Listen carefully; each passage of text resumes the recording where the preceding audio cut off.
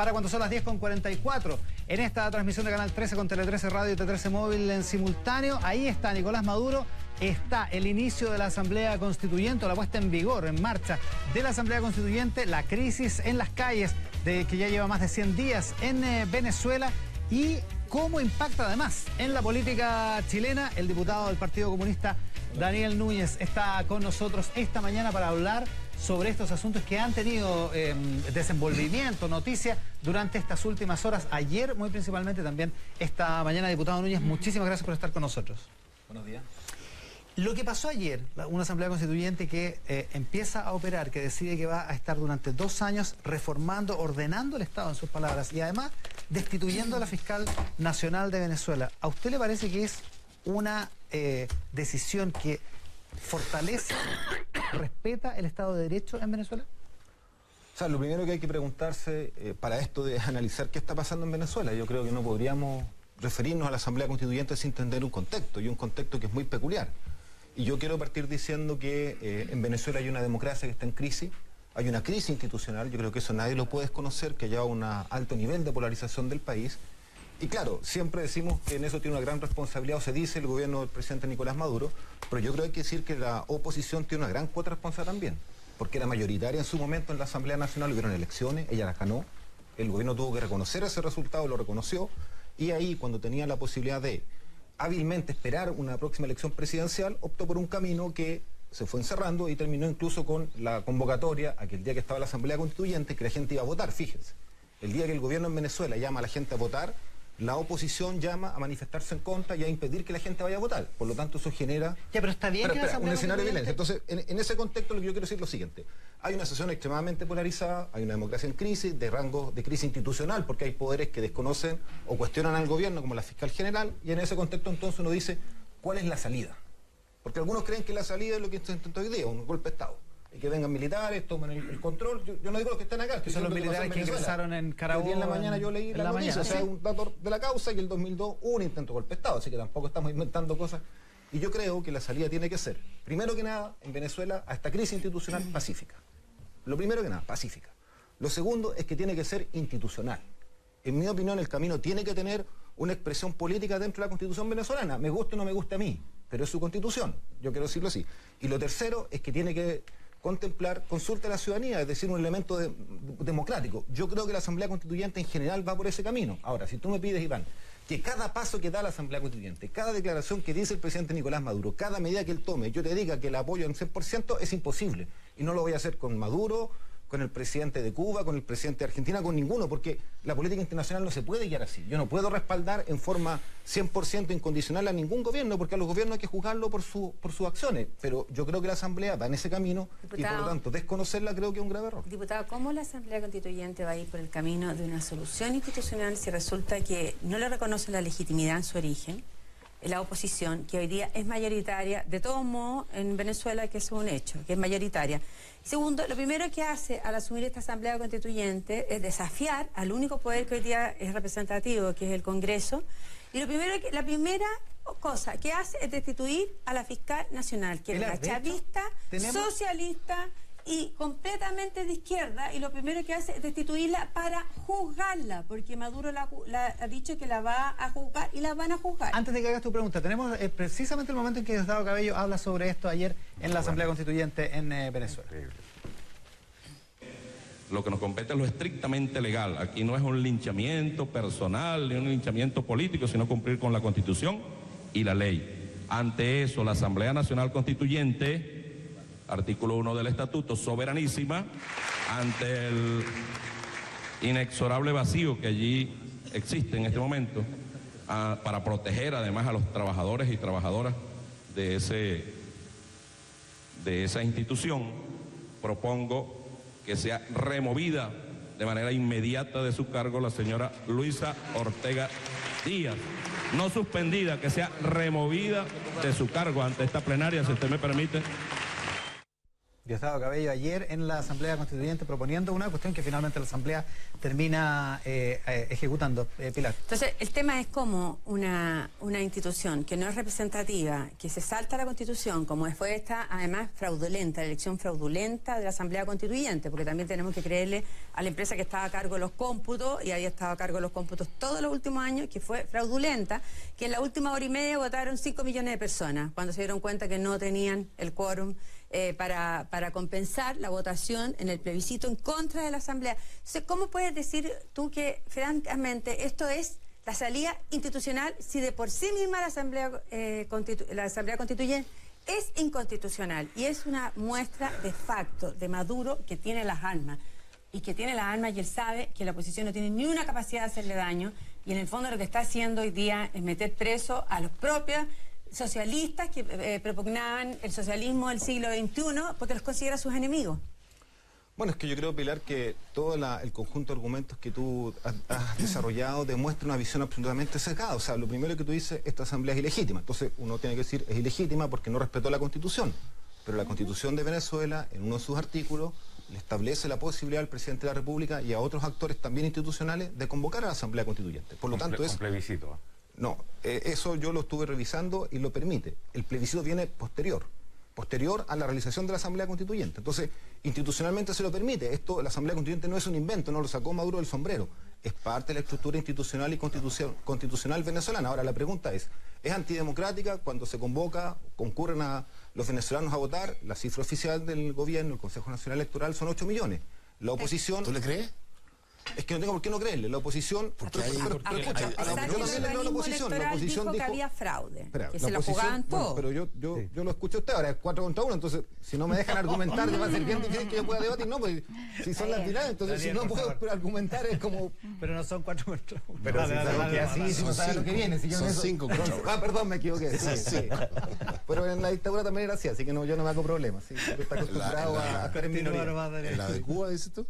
No, me refiero a la chilena, que me tocó vivirla. Sí, a mí también. Tengo una pregunta que hacerte después respecto a eso, porque a raíz del tema, ya que me estás emplazando la dictadura de Cuba, tú dices, bueno, van a salir después, me imagino en el debate, como siempre sale, las violaciones a los derechos humanos. Yo creo que algo que es bueno que lo conversemos también. Porque... Pero ¿por qué no terminamos con el tema de la Asamblea Constituyente? Es que resulta que estoy hablando y él llega y me dispara sobre Cuba, entonces yo me tengo que quedar callado y hacerme... No, a mí no me parece, o sea... No, tú me disparaste también sobre la dictadura. Yo no te disparé a ti. No, yo no te disparé a ti. Tú te sentiste aludido, lo cual me parece muy bien, porque tú deberías dar explicaciones al país por tu rol en la dictadura. Yo lo que dije era 5-1, como ocurrió en la dictadura, y tú respondiste. Eso quiere decir que tú sabes que tienes una deuda con Chile. Porque tú nos has dado explicaciones en materia de violación a los derechos humanos cuando fuiste ministro de Pinochet. ¿Por qué no hiciste nada para esclarecer el paradero de 5 detenidos desaparecidos que fueron detenidos, torturados y desaparecidos cuando tú eras ministro de Pinochet? Y tú no hiciste nada por ello. Vamos a entrar en una discusión personal. Del Frente Patriótico Manuel Rodríguez también tenían derecho a la vida. Yo creo que esa explicación tú se la debes al país. Lo mínimo, lo ético. Si lo pones en ese término, yo te podría decir que yo le debo esa explicación y tú le debes una cantidad enorme de explicación al país. Y por ahí nos avanzamos. Pero dime cuál es el dedo al país. No, pues el Partido Comunista... Perdona, el Partido Comunista... Pero da la tuya primero, yo te escucho. El Partido Comunista... Te escucho tu explicación. Ya. El Partido Comunista es más bien como una religión que un partido político. Como que tiene unos dogmas estrictos y que no se salen de ahí. Y tú ves que todos los del Partido Comunista tienen el mismo cassette, los mismos eslogans y defienden como una religión temas como... lo que está pasando en Venezuela, lo que pasó en Cuba, lo que pasa en Corea del Norte, es como una doctrina. Entonces, yo estimo que el Partido Comunista es responsable de grandes desgracias de la humanidad. Yo creo que el gobierno militar sin duda violó los derechos humanos y todo eso, pero el gobierno militar, si yo me pongo a defender el gobierno militar, a ti te va a parecer que soy delirante, ¿no? Te va a parecer, ¿cómo puedes defender el gobierno militar? Y yo digo, ¿cómo puedes defender tú a Venezuela? Sí, yo te hice una pregunta, tú me la has respondido. Yo no tengo ningún problema. No, yo te pregunté por qué. Cuando tú eras ministro de Pinochet, desde el año 87, en Chile desaparecen 5, no traemos las desapariciones de los 70, 5 jóvenes que eran militantes de las Juventudes Comunistas del Frente Patriótico Manuel Rodríguez. Fueron detenidos por la CNI, torturados, hechos desaparecer. No. Y tú, en ese minuto ministro, pudiste haber hecho algo. ¿Por qué no lo denunciaste? ¿Por qué no fuiste a decirle eso a Pinochet? Pero, ¿cómo sabes tú que no se lo dije? Pero te lo estoy preguntando. Bueno, dime tú si lo hiciste, yo te creo, pero dímelo. Hasta ahora nunca había escuchado una explicación al respecto y creo que el país se lo merece. Yo, como mucha gente... Porque así como a mí me emplazan, yo te emplazo a ti a que des una explicación de tu comportamiento como autoridad política. Yo, como mucha gente... Cercano a Pinochet en ese momento, sí, como ministro. Yo, como mucha gente... estábamos trabajando de acuerdo a un itinerario constitucional para construir una democracia en Chile. Fue Pinochet el que hizo el Congreso, fue el Pinochet que llamó a las elecciones, fue el Pinochet que entregó el poder, y eso había una cantidad enorme de civiles trabajando para entregar un país ordenado, un país con Congreso, un país con una economía floreciente, y ese era el trabajo de los civiles que estábamos haciendo. ¿Y eso justifica 5 detenidos desaparecidos? No lo justifica, pero nadie lo ha justificado. Pero yo te puedo decir... ¿Por qué tú no hiciste nada? ¿Podemos volver a Venezuela? ¿Qué hiciste? ¿Por qué no hiciste nada? ¿Qué hiciste tú para defender a los cubanos que se quieren ir? Esa discusión no nos lleva a ninguna parte porque no nos vamos a poner de acuerdo nunca en lo que pasó en 73. Pero es que en Venezuela no tenemos ningún detenido desaparecido, no, pues, Sergio. O sea, no, por supuesto que tiene. que... O sea, perdón. Mira, esas familias ni siquiera han podido sepultar. ¿Sabes lo que pasó con esos portar jóvenes? armas y tomaron, matar gente. Lo metieron a un helicóptero, lo metieron en el mar. Yo no he portado armas. Yo no he portado armas. ¿Cuál es la humanidad de ese acto? ¿Y cuál es la humanidad? Ni una palabra. ¿Cuál es la humanidad? Ni una palabra de perdón a Chile, a su familia. El Partido Comunista ha tenido siempre el brazo armado. Pero no te pregunto lo mismo. Daniel, Sergio. No, volvamos al bien punto. concreta. Esta asamblea constituyente primero destituyó a la fiscal, ¿no es cierto? Destruyó al Ministerio Público. Y Maduro dijo que debe quitarle la inmunidad al Congreso para ser juzgado. Y eso viene a continuación. ¿Usted está de acuerdo que la única instancia hoy día representativa terminen todos siendo juzgados? A ver, primero yo no he escuchado esas declaraciones de Nicolás Maduro, traté antes de entrar de revisarlas con detalle. Yo te quiero decir que nosotros, como Partido Comunista, saludamos el proceso de la Revolución Bolivariana cuando Hugo Chávez, en el año 1988, ganó el gobierno. ¿Por qué? Porque él lo ganó en forma democrática, él fue una elección. Antes tuvo un intento golpista. Sí, y él reconoció que fue su error. Y lo dijo públicamente. ¿Puede hablar, Daniel, por favor? Es que si no... 6-9 años, está bien. Pero quiero explicar el punto de vista. O sea, si no me dejan argumentar, no puedo. Pues critíquenme, pero déjenme argumentar. Si no, dale. Entonces, nosotros saludamos ese proceso. El Hugo Chávez hizo un intento de golpe de Estado, él reconoció que fue un error. Cuando eso ocurrió, nosotros lo condenamos como Partido Comunista. Fíjense, lo condenamos. No estuvimos de acuerdo. Y él reconoció que fue un error y reconoció que el camino a la vía institucional democrática. Hizo un movimiento político, fue a las elecciones en el año 1998, las ganó, se planteó un programa antineoliberal que después pasó a ser de carácter socialista, y a nosotros nos parece que eso es algo tremendamente importante para los procesos políticos de América Latina, porque eso toma, y respondo a tu pregunta, Sergio, la tradición política del Partido Comunista de Chile. El Partido Comunista de Chile siempre ha creído que se puede construir cambios sociales profundos y el socialismo en democracia política. Sí. Y producto de eso, entonces, que nosotros entramos al sistema político, producto de eso es que incluso vivimos un periodo de legalidad con González Videla, después la dictadura militar, y por eso es que apoyamos también que la Unidad Popular y Allende buscaran ese cambio en ese marco institucional. Ahora, desde ese punto de vista, por lo tanto, a nosotros nos parece que este proceso es muy importante para América Latina. Es muy importante. Pero es legítimo que reemplace al Parlamento, que todavía no llega a la pregunta. Es que estábamos en González Videla, estamos un poquito atrás. Sí, pero es que no hay forma de explicar. Es legítimo que reemplace al Congreso de la Asamblea Constituyente. Pero desde ese punto de vista yo quiero partir a una serie de supuestos y de contextos generales, porque te insisto, aunque a ustedes no les guste, Nicolás Maduro ganó las elecciones. Correcto. Y es un presidente legítimo. Ahora, por supuesto que un presidente legítimo no tiene el derecho de hacer, como podríamos decir, cualquier cosa dentro de un país. Tiene un marco institucional y la Constitución venezolana prevé la figura de la Asamblea Constituyente. Mi opinión, y lo dije además en el CNN y el otro día en otro medio de comunicación que estuve, mi opinión es que eso debería hacerse en un marco de recrear las instituciones democráticas. Yo creo que la Asamblea Constituyente debe recrear las instituciones democráticas. ¿Cómo recrear? ¿Qué significa eso? Recrear significa darle vida, estructurarla, y me imagino que va a haber una propuesta distinta a la actual Asamblea Nacional que existe hoy día. Incluso es tanto así que yo tengo entendido, ustedes me pueden corregir si me equivoco, que la Asamblea Constituyente no va a reemplazar ni va a suspender las elecciones que vienen, que son las elecciones de gobernadores regionales. Se van a hacer. Y va a participar toda la oposición, y de hecho el Partido Acción Democrática ya dijo que iba a participar de esas elecciones. Por lo tanto, cuando a mí me dicen que la Asamblea Constituyente se instala, que la Asamblea Constituyente reemplaza todos los poderes, que la Asamblea Constituyente va a ser el único poder en Venezuela, no es real. Hay elecciones democráticas, va a participar una parte de la oposición en la Asamblea de Gobernadores, hay una elección presidencial, entiendo, en 2 o 3 años más. Eso no está cuestionado por la Asamblea Constituyente, y evidentemente en ese periodo donde hay una pugna de poderes, porque así como tú defiendes la Asamblea Nacional de Venezuela, también estamos los que creemos que ya está actuando en desacato, es decir, que incurrió en abandono de sus responsabilidades porque se extralimitó en sus funciones. Y frente a una crisis institucional hay que buscar una salida, y eso es lo que está buscando la Asamblea Constituyente. Pato Fernández. Daniel, yo te iba a preguntar más o menos en el mismo sentido que antes le preguntaba a Fat Chaín conversando con la Mariana. Aquí también hay un dilema de la izquierda latinoamericana. Este tema me interesa especialmente, digamos. Y yo te quiero preguntar, ¿esa es la izquierda que tú o que el Partido Comunista desea la izquierda de Maduro, porque, por ejemplo, hay una izquierda que se ha desarrollado en Chile, que no es la misma izquierda de los años 70, aquí el Partido Socialista e incluso el Partido Comunista, al entrar ahora en alianza con estos otros, hace un camino y hace un proceso. Existe el Frente Amplio en Uruguay, existen, es lo que es ser de izquierda en América Latina, es estar con Maduro, te lo digo, posicionando o queriendo estar en la izquierda y no queriendo estar con Maduro. ¿Es esa la izquierda que propone el Partido Comunista? Es que, como tú me pones la pregunta, yo te puedo responder más... ¿Te interesa, por ejemplo...? No, sí, pero déjame responder, sí entiendo la pregunta. Pero mira, yo lo veo de otra perspectiva, y te voy a explicar. Yo creo que ser de izquierda en América Latina es estar con el proceso de la Revolución Bolivariana. ¿Tú crees eso? Pero déjame explicarte. La Revolución Bolivariana y la Revolución Bolivariana va más allá de un solo liderazgo. Entonces, yo te insisto, uno no puede ver esto como un apoyo incondicional a X presidente en Venezuela. Yo no sé qué es lo que va a ocurrir, no tengo esa capacidad de prever el escenario. Supongamos que el día de mañana viene otro presidente en Venezuela que se dice chavista y que haga cosas que yo no comparto. Entonces, el punto es que hay un proceso que en su fundamento yo respaldo. El chavismo. La Revolución Bolivariana. Y sí, sobre esa base, si alguien de alguna manera distorsiona ese sentido, por supuesto que habrá que cuestionarlo. Ahora, ese es mismo...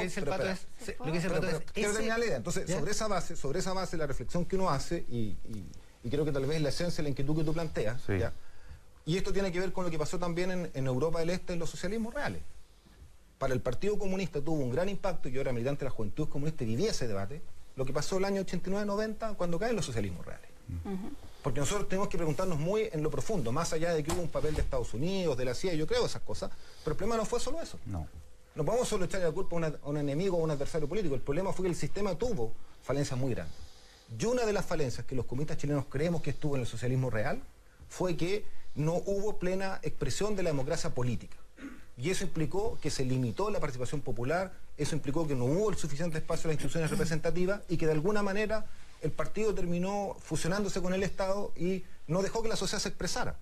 Y producto de eso es que cuando empieza la Revolución Bolivariana como un proceso nuevo en América Latina y combina esta posibilidad de ganar las elecciones, de comenzar transformaciones profundas, que después se ha seguido en Ecuador, en Bolivia, en otros países podemos también tomar de alguna manera ejemplos. Entonces, desde ese punto de vista, a mí me parece que eso es lo relevante. Entonces, cuando tú me dices, ¿es de izquierda apoyar la Revolución Bolivariana? Yo creo que sí, que es de izquierda. Y tendremos que ver su comportamiento en sus gobernantes para ir juzgando cada acto que se hace. Pero ese es el sentido que tiene y eso es lo que nosotros valoramos, que se hace con participación, con democracia y con debate con el pueblo, en este caso venezolano, y también en América Latina los procesos similares o que han buscado esa inspiración. Mariana Elgin. ¿Usted vio ayer cómo fue la instalación de la Asamblea Constituyente en la televisión? No, no lo vi. La verdad es que parecía una barra brava. Entonces uno dice, ¿cómo se concilia esa Asamblea Constituyente con el deseo que expresa Maduro de llevar a la pacificación al país? Porque ahí no había un debate, había gente gritando, era una asamblea como de barrio. Yo tengo la inquietud de que ustedes vean eso, porque ¿usted cree que es posible la pacificación de Venezuela a través de este proceso? Yo tengo la esperanza que sea posible. Yo creo que cuando el gobierno busca la Asamblea Constituyente, busca una salida a la crisis institucional, y es positivo que haya llamado a una elección en la cual la gente tenía que refrendar la Asamblea Constituyente. A mí me hubiese gustado que la participación formal y oficial fuera sobre el 50%, pero fue lo que fue, que es 41%, y eso es un porcentaje tan grande como el que votan por todas las tendencias políticas en Chile. Entonces me parece que es una expresión relevante. Yo aspiro a que este proceso de Asamblea Constituyente tenga un mecanismo de refrendación de soberanía popular, en que también el que no la comparte tenga la posibilidad de expresarse. Pero esa asamblea está solo constituida por gente partidaria de Maduro. Solo, ¿cómo se hace? No es así, no es así. Hay gente que es disidente, que tiene posiciones distintas. Bueno, la derecha también ocurre eso mucho, en Chile también ocurre mucho que los políticos son familia, son hijos, son esposos, hermanos, entonces allá se cuestiona, pero acá lo dejamos que pase. Se cuestiona igual. Fue injerencista la declaración que hizo ayer la presidenta Bachelet. La dictadura, o sea, en el fondo, las dictaduras son todas parecidas, y ese es el problema. Y lo que uno ve es una asamblea constituyente que quiere imponer el criterio de una minoría sobre la mayoría. ¿Y por qué pasa esto en Venezuela y no ha pasado, por ejemplo, con Evo Morales? Fíjese, Evo Morales ha intentado reelegirse, no le resultó, acepta. Evo Morales ha llevado a Bolivia, con un gobierno de izquierda, a que haya crecimiento económico, a que haya inversión. Y en cambio en Venezuela ha ocurrido todo lo contrario, es un país profundamente dividido. Entonces se pueden hacer de manera distinta las cosas. ¿Usted le gusta el camino de Venezuela o prefiere el de Bolivia? A mí me gusta el camino a las reformas democráticas antineoliberales de Chile. Es el que me gusta. Ahora, yo voy a mirar toda la experiencia y voy a aprender de todas ellas. Y creo que Evo Morales, así como nosotros cuestionamos la relación que ha tenido con Chile, porque creemos que ha sido poco hábil esta confrontación tan directa que ha hecho, sí hay que reconocerle que ha sido capaz de articular un país que en la práctica estaba desintegrado. Sí, Bolivia es un país que no tiene un Estado que integre. Él integró a todos los pueblos originarios, minoría, decir a todos los pueblos originarios que son muy heterogéneos, y fue capaz de articularlo, y eso es un mérito de un sistema de cambios profundos en un marco institucional, no sin contradicciones, no sin oposición, que también en algún minuto apeló a casi a la amenaza del golpe de Estado, pero bueno, ha avanzado. Entonces, empezar a decir que uno u otro país, nosotros lo que queremos es hacer los cambios en Chile, vamos a mirar toda la experiencia y todos los méritos que tú le dabas a Evo Morales en Bolivia, yo los respaldo. Pilar Molina. Sí, todo un lenguaje hoy día que lo estamos yendo todo el tiempo. El Partido Comunista habla de injerencismo, ¿no es cierto?, de la Cancillería y del gobierno en los asuntos de Venezuela. La Revolución Democrática usa otro lenguaje que es democracia procedimental. El Frente Amplio habla de democracia en crisis, todo eufemismo para no decir que lo que hay hoy día en Venezuela es una dictadura. Pero ayer la presidenta Bachelet dio un tuit y dijo que este era un paso más en el avance del quiebre democrático en Venezuela, en la destitución de la fiscal Luis Ortega. Yo quiero saber si usted considera que esa declaración de la presidenta también es injerencista. A ver... es la presidenta de su gobierno. Sí, no. Su presidenta, podríamos decir. Mira, yo quiero partir de la base que la mirada que tiene la Cancillería sobre Venezuela, en el caso de Chile, en mi opinión, es una mirada sesgada y que la verdad que no hace ningún favor a buscar una salida política razonable en Venezuela. Yo quiero decirte que creo que esa mirada es continuidad de lo que ocurrió antes con la Cancillería chilena en un gobierno de la concertación, el año 2002, en que lamentablemente se respaldó un intento de golpe de Estado contra en ese minuto era el presidente Hugo Chávez. Hugo que, déjame terminar. Tu mirada no es sesgado, ¿no? Bueno, pero es que yo trato de argumentar porque tú me interrumpes, entonces como tú me interrumpes, tenemos que me cuesta un poco retomar. Si no se transforma en un monólogo. Pero con el FUAD no tenía ningún problema y lo escucharon tranquilamente. Entonces cuando viene un diputado comunista, él se hay que interrumpirlo. O sea, parece que la democracia funciona para todos. Pero volvamos al punto, deja que termine la respuesta, por favor, Daniel. Entonces, lo que yo quiero decir es que desde ese punto de vista hay un elemento que en mi opinión no ha mirado, no ha logrado entender la complejidad del proceso venezolano. Ahora es obvio y es natural que la presidenta de la República respalde la mirada de su canciller. Por lo tanto, la presidenta tiene... Pero hay una contradicción, déjame terminar. La presidenta está respaldando eso. Ahora, no es la opinión nuestra, lo hemos dicho. Ahora, hay una contradicción, perdona, hay una contradicción entre... Es la presidenta de tu gobierno, es tu presidenta. Por supuesto. Es tu coalición política. Entonces, hay una contradicción ahí, ¿no? Es que, hay tensión, a ver, si tú me dices que nosotros queremos hacer cambios profundos en Chile, como lo estamos intentando con la nueva mayoría, hicimos todos actores políticos que habíamos estado en posiciones muy diferentes, incluso en algunos minutos contradictorias, nos unimos. Esto es un proceso político, entonces, si tú me dices... Y en el proceso político hay disenso, ¿es esto? Por supuesto que hay disenso, sobre todo cuando tenemos esta heterogeneidad, y cualquier coalición o acuerdo de gobierno que sea, que quiera hacer cambios profundos en Chile, va a tener muchas contradicciones en su interior. Ahora, el punto es, esas contradicciones son insalvables, esas contradicciones nos quitan toda la coherencia política, yo creo que tenemos que buscar la manera de ponernos de acuerdo, de poner al centro lo principal, y yo en ese sentido creo que la Cancillería toma partido muy radicalmente por una posición. Tal vez yo no digo que la Cancillería tenga que apoyar la declaración del Partido Comunista, porque somos mucho más heterogéneos, pero tal vez hay una posición como la que ha tenido Macron en Francia, que no ha sido tan radical y que ha más bien buscado un diálogo con las autoridades venezolanas de su postura. Yo creo que Chile se ha invalidado un poco al ser tan tajante en su posición frente a Venezuela como un actor para superar la crisis que hoy día se vive. Solo por entenderlo, voy al tiro con el pato. Si la presidenta apoya a su Cancillería y la Cancillería fue injerencista, el tuit de ayer de la presidenta, por lo tanto, es injerencista también. Mira, yo no voy a caer en ese lenguaje porque yo creo que no se puede discutir así. Pero si ustedes pusieron la palabra. Así es. Pero yo no puedo entrar a catalogar un tuit o no de injerencista. No, la injerencia tiene que ver con las actividades que habitualmente cuando hay gobiernos que no respaldan la mirada de Estados Unidos promueve, y eso es invasiones, otro tipo de decisiones. Nosotros no creemos que para Venezuela es el peor camino. O sea, la culpa es de Estados Unidos. No tiene, no es injerencista. El problema es Estados Unidos. No es injerencista. Perdona, Daniel. Venezuela es parte del problema. No es injerencista. No es injerencista. Parte del problema importante. Pero se está dejando usar por Estados Unidos. No es Yo no le voy a injerencista. decir si es injerencista o no, porque No, si déjame terminar. No es injerencista. ¿Tiene razón el tuit de la presidenta? Creo que un paso más en el quiebre democrático. No democrático. compartimos la mirada de la Cancillería. Y la presidenta está respaldando la mirada de la Cancillería. Porque el tuit de la presidenta no tiene razón. Por lo tanto, nosotros creemos que el camino no es entrar ¿cómo se podría? Descalificar lo que está haciendo hoy día la Asamblea Constituyente en Venezuela. Creemos que el camino es buscar una salida institucional, pacífica, por vías democráticas, y que en ese sentido ojalá que Chile tenga la madurez para poder acompañar ese proceso y no quedar de una sola parte de los actores políticos. Pero la Unión Europea dijo que desconoce la Asamblea Constituyente. Estados Unidos también. Mercosur y varios también. países de América han dicho... El Vaticano. También el Vaticano, que desconocen la Asamblea Constituyente. Chile ha sido mucho más suave que eso. Ha dicho que no le gusta el procedimiento. Ojalá fuera más suave. Y hay 43 países que firmaron una declaración diciendo que respaldaban el proceso en las Naciones Unidas, entre ellos países muy importantes como China, Rusia, pero no, el punto está en que, te insisto, y hay otros países latinoamericanos que no lo han descalificado, como República Dominicana, como Panamá. Por lo tanto, podemos ir sumando para un lado o para el otro, pero lo de fondo, lo significativo, es que creer que en esto, todo lo que está haciendo el gobierno de Nicolás Maduro, la Asamblea Constituyente, es solo una expresión de una dictadura, curiosamente una dictadura que en 2 o 3 meses más va a convocar a elecciones del gobierno regional. Hay más de 63.000 venezolanos que han llegado a Chile. El 50% de los que dio el EUNACOM, el examen médico el año pasado, eran venezolanos. Se esperan 90.000 que lleguen este año a Chile. ¿Por qué se arrancan de Venezuela cuando tienen que dejar la mitad de su familia? ¿Por qué cree usted?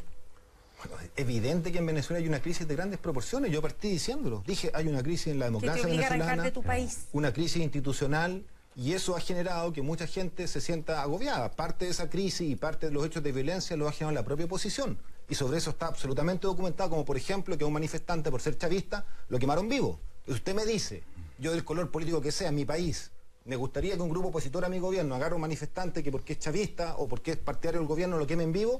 Obvio que me da miedo, y obvio que en ese clima yo puedo no querer vivir. Entonces no podemos obviar que Venezuela vive una crisis. Y también hay el problema económico, y podemos discutir si Estados Unidos tiene o no una responsabilidad en eso. Yo creo que sí, una parte del problema es Estados Unidos, y es Estados Unidos porque siempre ha ansiado tener el control del petróleo venezolano, y eso está probado, estudiado, y por lo tanto evidente que hay una crisis en Venezuela. Pato Fernández. Yo sinceramente me pregunto, y espero separarme del... que no me metas como en una bandada. El 5-1 dices tú, ya. Claro, si no es 5-1. El 4-1, ya, perdón. Sí, porque estamos tratando de analizar. Claro, porque lo que te quiero preguntar es, lo que quiero entender de fondo, en verdad, es por qué el Partido Comunista apoya a Maduro. Y te voy a decir, ¿por qué te hago esa pregunta? Porque yo me pregunto si es más una deuda que una convicción. Porque la verdad es que cualquiera que se internalice un poco en esto sabe que estamos hace rato dentro de un gobierno corrupto, donde los robos y las clases en torno al poder que se han enriquecido son muy altas, donde los niveles, digamos, de abuso son muy importantes, donde la cantidad de dinero que viene acumulando desde el año 98, esto comenzó efectivamente con Hugo Chávez, lo que pasa es que la degradación con Maduro es máxima nomás. Efectivamente con Chávez hubo momentos en que la riqueza llegó a ser inconmensurable y multiplicó por 5 la deuda externa sin dejar todavía a Venezuela en un nivel en que lo podría haber puesto. Efectivamente aquí no hay esta revolución, es una revolución de mentira, nadie que conozca la cree, no hay en serio ninguna construcción de mayor igualdad, ni han cambiado las estructuras de manera profunda. Lo único que hay hoy día es 6 kilos menos en el peso de los venezolanos porque están pasando hambre. Entonces, a cualquiera que le interese de verdad la justicia social, los pobres, y tratar de cambiar las estructuras, sabe que este no es el camino. Y me pregunto entonces, ¿será en serio que los comunistas creen que este es el camino, o es que aquí hay una lealtad difícil de soslayar, donde efectivamente vienen recibiendo apoyo hace algún tiempo? Yo creo que es ser muy mal agradecido, no retribuir cuando uno ha sido socio en las buenas serlo en las malas, y quizás ahí está la explicación, porque verdaderamente, si tú me dices que tú cambiarías, por ejemplo, el proceso chileno por el venezolano, yo me voy de espalda del loro, digamos. Venezuela es un país que se ha empobrecido de manera atroz, eso lo saben los venezolanos, y tú basta con que hables con cualquiera y te lo va a contar. Entonces, ¿cuál es la verdad de la milanesa aquí? No es que hay efectivamente una deuda de lealtad con un mundo que ha sido próximo, que ha sido un socio histórico y que ahora, cuando está en desgracia, hay que ponerle el hombro. Era 4-1.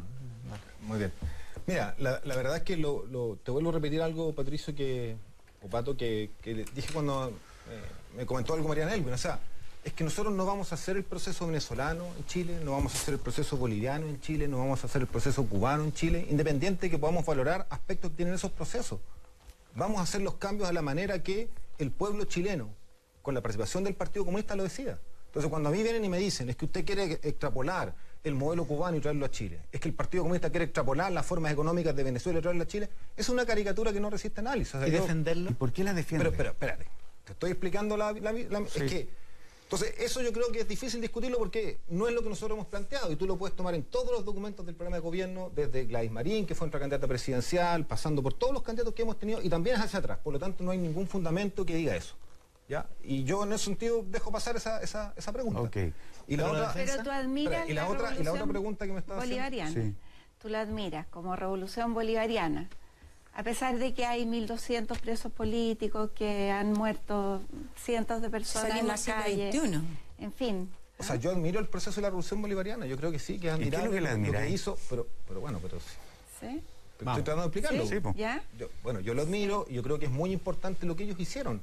¿Qué? En el contexto de iniciar cambios antineoliberales profundos, tomar el control, por ejemplo, de la propiedad del petróleo en Venezuela por parte del Estado, para iniciar por esa vía una redistribución en favor de las capas populares. Si eso es un hecho objetivo. Pero no ha resultado.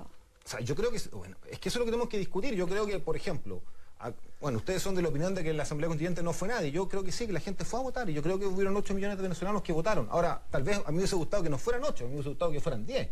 Y que la estadística oficial fuera el 50% de la población venezolana apoyó el proceso. La estadística oficial fue el 41%.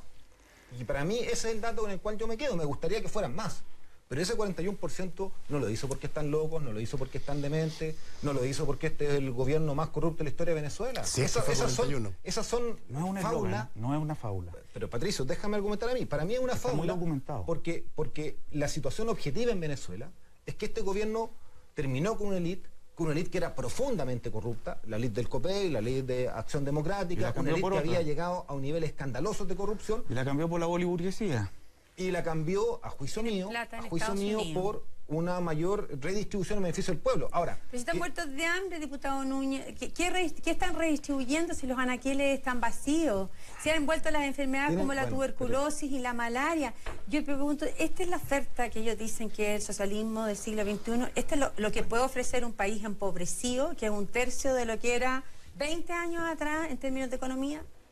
Es que el problema, Pilar, a ver, ¿cómo decirlo? Yo te insisto, cuando todos ustedes hablan, entonces uno lo que tendría que entender es que a Maduro en Venezuela no tendría que apoyarlo nadie porque tendría que ser demente. Y resulta que cuando uno no trata de entender de verdad lo que está ocurriendo y solo se queda con la imagen de la televisión que te muestra las vitrinas vacías, entonces no entiende que en Venezuela hay lo que alguna vez en Chile existió bajo la Unidad Popular, que se llamaron las JAP.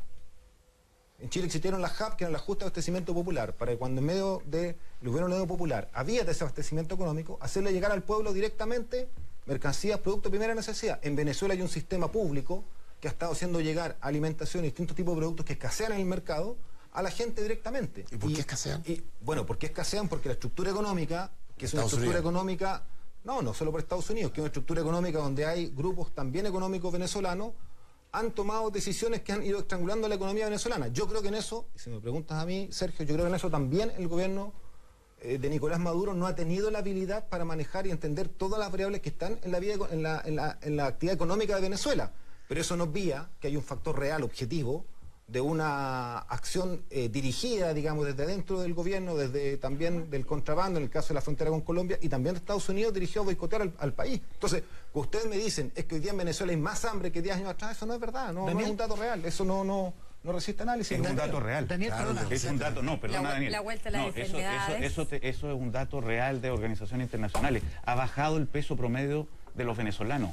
Oye, esos son datos de organismos de salud. Y a la ministra de Salud la sacó Maduro cuando confesó que la maternidad, que la mortalidad materno-infantil había aumentado en un 30%, que la desnutrición era un problema, que había un aumento de 40%, que habían vuelto todas las enfermedades que estaban erradicadas porque no hay vacunas, no hay medicamentos. La sacó del Ministerio de Salud, porque fue la primera que se atrevió a sincerar lo que estaba pasando con las cifras de salud. Entonces, como diputado, ¿cómo usted puede negar cuestiones que los que fueron chavistas y han sido maduristas han puesto sobre la mesa? Que es un país pobre, empobrecido y triturado, donde la gente se arranca si puede. Y era el país más rico en Latinoamérica. Apoyos. O sea, es que lo que tú dices, Mariana, es la esencia del problema. Era el país más rico de Latinoamérica para el 5% de los venezolanos. Para el 5% de los venezolanos que vivía realmente, que digámoslo así, en situaciones de multimillonarios, de ricos, que iban a comprar pan a Miami, claro. Para ellos era el país de las mil maravillas. Pero para el 90 y tanto por ciento de los venezolanos, no. Y por eso entonces hubo un cambio político. Claro. Un cambio político tan grande, tan gigantesco. Yo sé que en Venezuela hay dificultades, yo no puedo negar eso. Y me imagino que algunos de los datos, que es la realidad, pero el punto es dónde se van a resolver esas dificultades. Algunos achacan que todo ese problema del gobierno, yo lo achaco que esos problemas del boicot que ha hecho Estados Unidos, que han hecho los grupos económicos locales, y creo que eso se va a resolver en la medida que se ordene institucionalmente el país. La Asamblea Nacional es un paso para eso, pero así como existe eso, también existe la acción del gobierno tendiente a disminuir esos conflictos, esos problemas, esos desabastecimientos, y eso se ha graficado en que hay un porcentaje, en mi opinión, mayoritario de la población que hoy día lo está respaldando. Entonces, cuando acá miramos y vemos que Venezuela sería el ejemplo de la dictadura perfecta, el ejemplo de la dictadura total, el ejemplo del hambre y de la muerte hechos personas, a mí me parece que es brutal. Y aquí cuando se dice, y las violaciones a los derechos humanos, bueno, veamos qué es lo que ha hecho la oposición, donde hay actos tan brutales como el que yo relaté de un joven que lo queman vivo, que se ve en todas las cadenas de televisión, por ser chavista. Entonces, y frente a eso nadie dice nada porque la culpa la tiene Maduro. Entonces la oposición aquí es una blanca paloma, por lo menos un sector más radical. A mí eso me escandaliza. Diputado, me escandaliza. Porque creo que es un doble estándar. Por la razón que sea, hay un 86% de los chilenos... Perdona, Sergio. Hay un 86%... ¿Qué cosa? Todos tienen doble estándar menos ustedes. Pero dime cuál es el doble estándar. ¿De ustedes? Cuando ¿Qué Leopoldo... está pasando ahora? El doble estándar nuestro no tiene ningún muerto a cargo. No sé si pero tú puedes decirlo. Pero Leopoldo López y ningún detenido desaparecido. No tenemos ningún desaparecido a cargo. Tiene 100 millones de dólares. Tú levantar la palabra, la voz nosotros la levantamos. Daniel, devolvamos. No la están levantando ahora en Venezuela. Sergio, por favor. No la están levantando ahora en Venezuela. Sergio, para que avancemos en el programa. Sí, pero como tú eres ministro, puedes haberle dicho Daniel, algo y defender la vida de 5 jóvenes chilenos. Estamos hablando de ¿Cuánto Venezuela. rato quieren seguir conversando? Daniel, entonces... por favor. 11:21. Por la razón que sea, porque se come la propaganda, por lo que quiera, hay un 86% de los chilenos que consideran que lo de Maduro es una dictadura. Es una encuesta académica. ¿Ya? ¿Ok? La posición que ustedes llevan adelante, ¿no temen que esa posición termine dañando a tu candidato Alejandro Guillé? Que a todo esto apoyó la declaración de la Consellería, dijo que en estos temas de Estado había que apoyarlo. No, yo no creo que la posición que nosotros tenemos pueda afectar a Alejandro Guillé, por lo demás él también... Digamos, no es muy popular la posición, por eso a eso me refiero. Sí, no es muy popular, pero uno cuando tiene convicciones tiene que defender las cosas aunque no sean populares. Y yo tenía perfectamente claro que en este programa no iba a ser el que iba a llevar la voz popular, pero te insisto, pero es que uno sabe que hay cosas que tiene que defenderla y cree que el debate público es un aporte, entonces uno no tiene que... No hubo muchos que estuvieran dispuestos a venir a tu papel. Lo sé, pero yo creo que uno tiene que hacerlo con convicción y creo que de esa discusión surgen cosas positivas. Ahora, te insisto, nosotros no tenemos ningún temor en expresar nuestros puntos de vista. Creemos que esto no va a afectar a Alejandro Guillé, al contrario, creemos que esto puede ayudar a vislumbrar la complejidad, lo que hay detrás de la situación de crisis que se ve en Venezuela, que es muy unilateral la mirada, y Alejandro Guillé también expresó su opinión, que no representa la opinión del Partido Comunista en un 100%. ¿Y lo van a dejar que siga expresando esa opinión? Que no representa la opinión del Partido Comunista en un 100%, pero que fue más mesurada, y que en mi opinión marcó un camino que por lo menos permite tener una interlocución como comunidad internacional hacia una salida. O sea, pero Alejandro dice que el país está polarizado y que la oposición es intolerante, porque aquí a la oposición se la plantea como los luchadores por la libertad y nadie se hace cargo de los actos brutales que ellos cometen, porque cuando acá se dice que la oposición es democrática, pero resulta que el día que el gobierno convocaba a la gente a votar, no un acto violento, a votar en la Asamblea Constituyente, que tú puedes compartirlo o no, pero a votar, a expresarse, la oposición y un sector llamó a hacer barricadas, a hacer trancones, a apedrear los buses, a impedir que la gente fuera a votar. Entonces, porque es ilegítima. Entonces, ¿por qué es ilegítima? Tú avala que le vayan a disparar esos dos candidatos a la Asamblea Nacional Constituyente fueron muertos a balazos. Bueno, y 100 fueron muertos Mira, entonces, ¿cómo eso? O sea, que la oposición, porque es ilegítima, tiene derecho a agarrar a balazos a todos los chavistas. No, que tiene las armas en más lo que estás planteando. El gobierno tiene las armas, entonces como el gobierno tiene las armas, es legítimo que la oposición la use en contra de ellos. A veces. El tango se baila de a dos. Lo sabemos, compañero, a veces. El tango se baila. Discutamos si están las condiciones, porque ahora hay elecciones regionales donde la oposición puede ir. Resulta que en Venezuela hay partidos políticos legales, hay prensa democrática. Raúl Sor, que no es un analista comunista, dijo que a juicio de él no podía ser catalogado dictadura. Entonces, si tú me dices, yo creo que es complicado lo de la hay que ocupar las armas hoy día para luchar por la libertad. Yo creo que la catalogación de dictadura es compleja. De hecho, Insulza también la matiza, pero está en este momento. O sea, si es que la Asamblea Constituyente significa el cierre y la anulación de la Asamblea Nacional, vamos a estar técnicamente dando pasos, digamos, hacia lo que es una dictadura, porque vaya a estar marginando, va a estar concentrándose en el Ejecutivo, ahora también en el Legislativo. Entonces, efectivamente ahí se está avanzando hacia eso, pero yo no creo que ese sea solamente el tema nuclear de discusión, si es o no una dictadura. Es lo mismo que encierra las discusiones en la Araucanía, si es o no terrorismo, lo de los el tema no es solo si es o no terrorismo, hay otros muchos temas. Y aquí el tema también es, para mí por lo menos, el ámbito que a mí me interesa, es si esta es la concepción de izquierda que quiere desarrollar la izquierda chilena. Y yo quiero creer un poco que no, y que por eso mi modelo, y que viene de antes del momento crítico actual. Y me muero de ganas de defenderte en el 4 o 5-1 en este panel, pero resulta que Venezuela es muy difícil de defender como modelo de izquierda, incluso es otra cosa que Cuba, ponte tú, es otra cosa que la Unión Soviética. Esto es una mascarada que nació barata, esto nació en papel cuché con demasiado petróleo, esto aquí no hay una historia profunda de la que admirarse, eso es lo que yo no termino de ver. Es que ¿sabes cuál es el problema, Patricio? Tu mirada que... Yo puedo entenderla, porque la sociedad venezolana es muy distinta a la chilena. Y lo que tú dices está, en mi opinión, en la raíz del problema. Es un país con una riqueza económica tremenda, dada sobre todo por el petróleo, pero no solo por el petróleo. Ellos tienen muchos otros materias primas o recursos naturales que lo hacen ser un país muy rico. Y eso hace, por lo tanto, que el proceso político no tenga las características que tiene, porque ellos no tienen, por ejemplo, clase obrera. Venezuela no tiene un movimiento obrero como lo tuvo Chile, y que uno podría hacerlo responsable, entre comillas, para mí un gran mérito del movimiento obrero chileno, de forjar el proceso de la unidad popular. Entonces, claro que el proceso es distinto, claro que nos cuesta entenderlo y mirarlo. Y claro, cuando tomamos nuestras categorías y las llevamos a Venezuela, no cuadran. Pero eso a mí no me puede llevar a descalificar y a tratar de que eso es, entre comillas, tú hiciste la diferencia, me parece bien que la hayas hecho, el símil de una dictadura. Yo creo que es mucho más complejo mirar. Y lo que yo sí planteo, y nosotros en eso tenemos una mirada, es que la construcción que los comunistas queremos hacer en Chile, del socialismo, de reformas democráticas profundas, antineoliberales, debe hacerse en un marco político democrático. Y nuestra historia nos avala en ese comportamiento ayer, y lo hemos hecho hoy día. Y vamos a luchar por eso. Y es parte de nuestro análisis, de nuestra mirada crítica y autocrítica, porque nos hacemos cargo de los problemas que también tuvimos como concepción política de lo que fue el socialismo en Europa del Este, que tuvo, en mi opinión, méritos históricos. Pero también tuvo cosas que lo llevaron al fracaso, y nosotros nos hacemos cargo de esa parte también nuestra. Y eso es que no hubo una expresión política de la democracia política plena en esos sistemas, y eso es un error, y nosotros en ese sentido marcamos una distancia en la práctica y hoy lo hacemos en la definición. Sergio Melnik. El tango se baila a dos. Siempre hay responsabilidad en los dos lados. En la oposición y el gobierno tienen cuotas de responsabilidad. Lo que a mí me sorprende es que ustedes tratan de defender lo indefendible, o sea, tratan de argumentar racionalmente un tema donde, no sé, el 80% del mundo ve algo y ustedes tratan de darle una mirada en vez de reconocer que hay serios problemas de la administración de Maduro. O sea, el petróleo se hizo cargo del Estado. Nunca ha producido menos petróleo y nunca ha tenido más problemas que tiene ahora. La administración, la gestión es muy mala, la ideologización es tremenda. El problema de la economía no es de Estados Unidos, es simplemente de mala gestión y de corrupción. Entonces, ¿por qué no mirar la cosa balanceada? ¿Por qué no mirar los errores de la oposición, pero también los errores tremendos del chavismo? Son errores muy fuertes, son muy graves como para no verlo. Entonces, tú me criticas a mí porque sé que yo no levanto. Tú no la estás levantando hoy día para lo que está pasando en Venezuela. Y esa es una discusión de hoy. Tú puedes tratar de descalificarme a mí, pero no cambia el problema.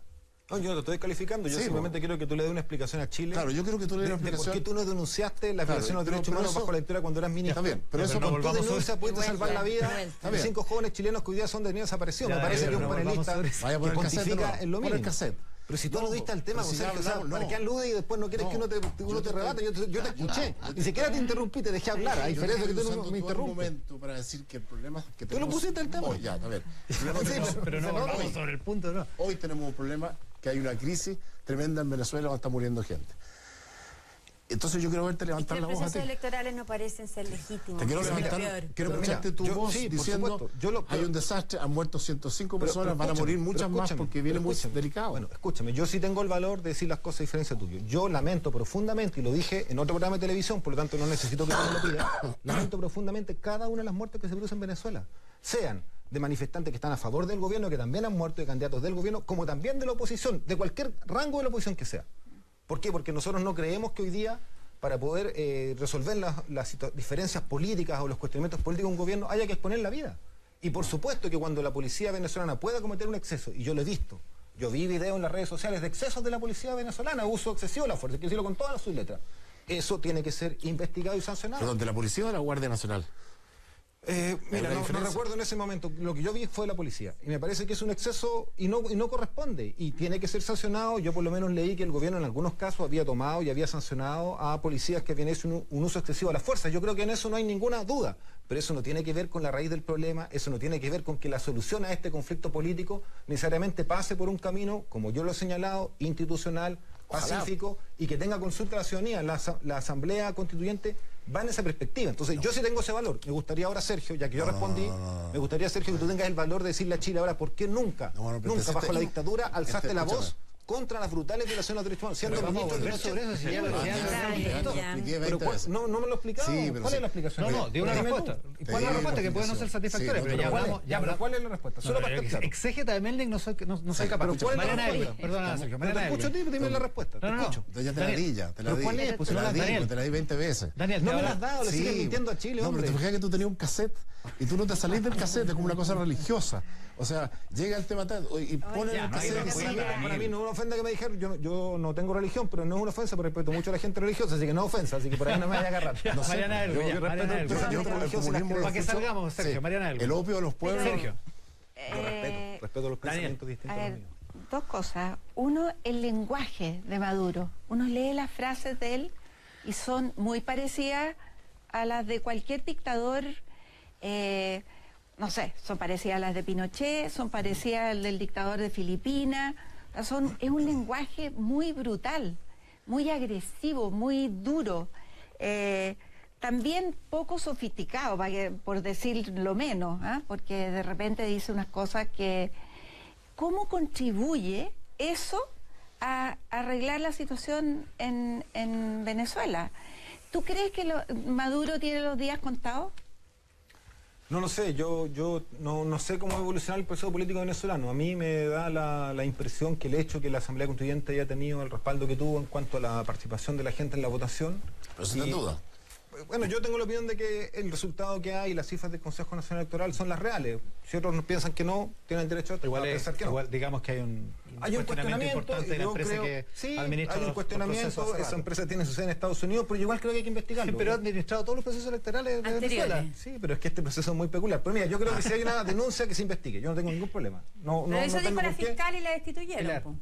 Pero, a ver, pero es que la investigación tiene que ser de un actor imparcial, porque decir, la investigación, pues tú me dices que investiguemos el proceso electoral Maduro y que lo haga Estados Unidos, yo te digo, no, pues es un chiste, chavista, o sea, busquemos, bueno, pero a ver, Pilar. ¿Era chavista o no la Luisa Ortega? Pero déjame responderte, porque si tú me bombardeas, si a mí me dicen, hay una denuncia de fraude electoral, yo no tengo sospechas de esa denuncia por una serie de características. Ellos tenían sus equipos ahí, la hicieron 3 días después, ellos no le informaron al gobierno de los problemas que habían, es una empresa con domicilio en Estados Unidos, pero muy bien, si hay una denuncia que se investigue, pero busquemos un actuar imparcial, así como en algún minuto cuando estaba el gobierno Hugo Chávez fue la fundación de Jimmy Carter, quien estuvo velando y viendo ese proceso, busquemos un actor imparcial. La cabeza del Ministerio Público, pero déjame hablar, Pilar. Entonces, ¿quién la iba a investigar si no era la desde fiscal? ese punto de vista, puede haber una investigación a cargo de distintos actores que dé credibilidad. Yo no tengo problema en eso, en que se investigue, pero me parece a mí que es absurdo intentar que esto lo haga uno de los actores que está cuestionando al gobierno mismo, porque entonces no hay imparcialidad en la investigación. Oye, un paréntesis ideológico en la conversación. Los socialistas, ponte tú, chilenos, no son socialistas. Tienen el nombre nomás, pero no son socialistas. Los comunistas chilenos son comunistas. Te lo pregunto porque eso fue un sistema que efectivamente existió en más de la mitad del mundo, en lo que tú le llamas los socialismos reales. Hay distintos tipos de socialistas, no hay un solo. Pero, bueno, pero la pregunta es siempre he tenido esta duda, digamos, de en qué está ahora el Partido Comunista. Hubo un tiempo en que eso era totalmente factible, o sea, en la Guerra Fría había un bloque comunista y había un bloque capitalista, y ser comunista ahí era muy real, era muy concreto. Caído eso, ser comunista hoy día en Chile se vuelve un poco más enredado, ¿no? O sea, ¿tu aspiración sigue siendo la utopía comunista o la de los miembros del Partido Comunista? El fin de la propiedad privada, etcétera, digamos, la dictadura del proletariado. ¿Sigue siendo eso o eso ya se acabó y el Partido Comunista le queda el nombre y estamos viendo por dónde se arregla este guiso? Bueno, yo creo que tu pregunta es muy pertinente en el sentido que uno tiene que preguntarse qué es el comunismo. Y para preguntarse qué es el comunismo habría que ver cómo lo definió Marx. Y Marx lo define desde una perspectiva bien utópica. No es una perspectiva de una realización social concreta, porque Marx fue más filósofo, un analista, entre comillas, no tuvo la posibilidad de hacer un proceso político revolucionario. Eso lo tuvo Lenin, lo han tenido otras figuras en la historia, digamos, por así decirlo, de la humanidad. Por lo tanto, lo que yo creo es que los comunistas seguimos siendo comunistas y vamos a seguirlo siendo, y tenemos que significar qué es ser comunista en el Chile de hoy. Y ser comunista en el Chile de hoy puede tener diferencias con ser comunista en el siglo XIX o en el siglo XX. ¿Y qué es ser? Pero estoy tratando de explicarlo. Y esa es la discusión. En mi opinión, primero que nada es guiarse por principios y por valores. Ser comunista es la búsqueda de la justicia social. Ser comunista es luchar contra la desigualdad social. Ser comunista es luchar por la libertad real. La libertad real nace de que todos tengamos condiciones similares para poder expresar y vivirnos. Y sobre esa base iremos definiendo.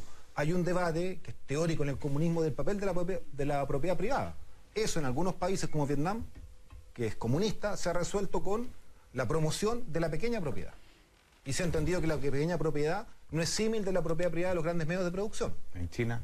En otras estructuras, en otros proyectos históricos, como fue en Yugoslavia, se resolvió por la vía de las cooperativas, que es distinto a la propiedad estatal. Entonces yo creo que en el caso chileno, la propiedad de los medios de producción, que es el gran tema que está en cuestión, se va a hacer combinando todas esas formas. Forma de propiedad privada a pequeña escala, propiedad cooperativa, propiedad estatal, probablemente de algunos grandes conglomerados, y que toda esa heterogeneidad, formas de propiedad social, que es algo que tenemos que recrear, y bueno, y sobre todo esa estructura de propiedades se basará en la búsqueda de la justicia social, la democracia, la libertad, y eso es lo que tenemos que ir estructurando como proceso político. Pero el comunismo en Chile hoy día es una búsqueda de justicia social y es una búsqueda progresiva, no es una búsqueda que se decreta en 24 horas.